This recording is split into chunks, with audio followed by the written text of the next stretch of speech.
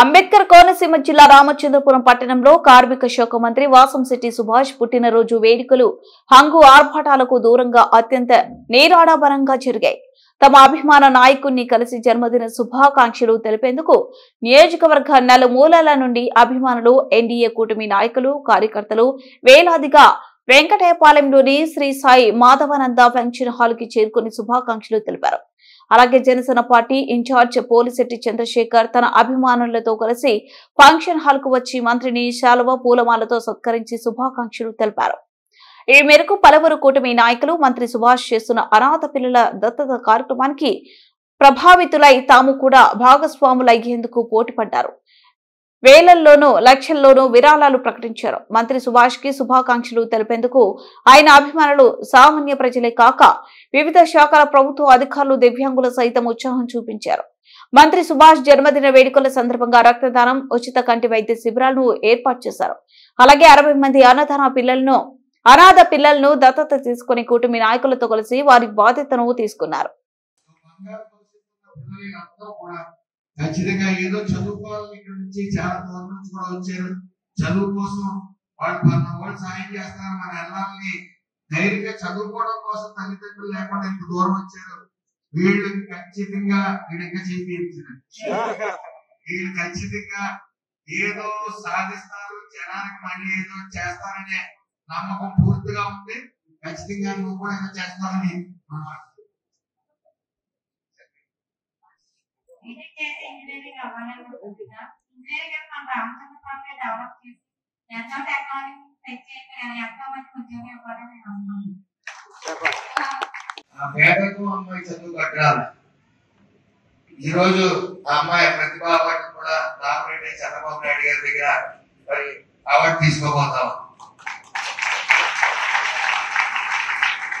ఈ రోజు 60 కుటుంబాలని ఈ కుటుంబాలు దత్తత తీసుకోవాలన్నప్పుడు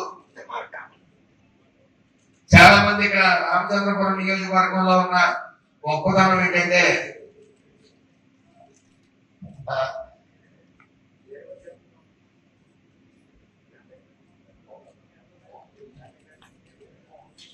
వాళ్ళు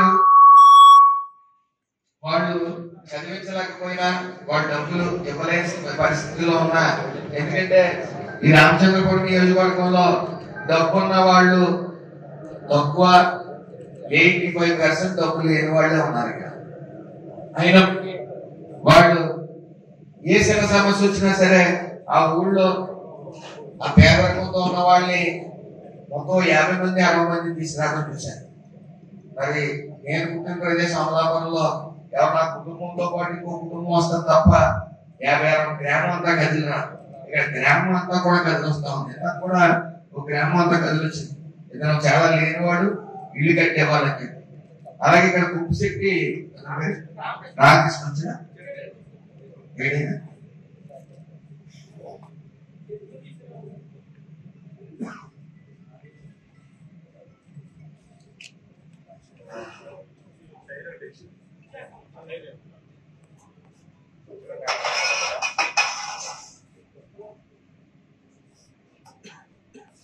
ఈయన జ్ఞాపకం చెప్పాడు, నువ్వు గెలుస్తున్నావు, ఖచ్చితంగా మంచి మెజార్టీతో గెలుస్తావు అన్నాడు. సరే గెలుస్తున్న తర్వాత పిలిచి నువ్వు గెలుస్తావు, గెలిచిన తర్వాత నాకు ఇల్లు కట్టివి అంటే చాలా పూరి భాగంలో సెట్ ఎంత ఉంటుంది అంటే సెట్న్నర, అందులో తల్లి కూడా ఉన్నట్టు వాళ్ళు లేని కుటుంబం. అంటే వాళ్ళు కష్టపడి పనిచేసే విధానం కూడా లేదా, పెన్షన్ మీద బతుకుతారా ముసలారు. అయితే నాకు ఇల్లు కట్టి అని అడిగాడు, ఖచ్చితంగా కట్టిస్తానని చెప్పాడు. కానీ ఈ రాజకీయంలో పడి చంద్రబాబు నాయుడు గారు మీ అందరికీ తెలిసి ఆయన పడుకోవడమ్మా, ఆయన నిరంతరం ప్రజల మధ్య మనం అంటారు. అలాగే నేను కూడా ఈ పాలిటిక్స్ కొత్త కాబట్టి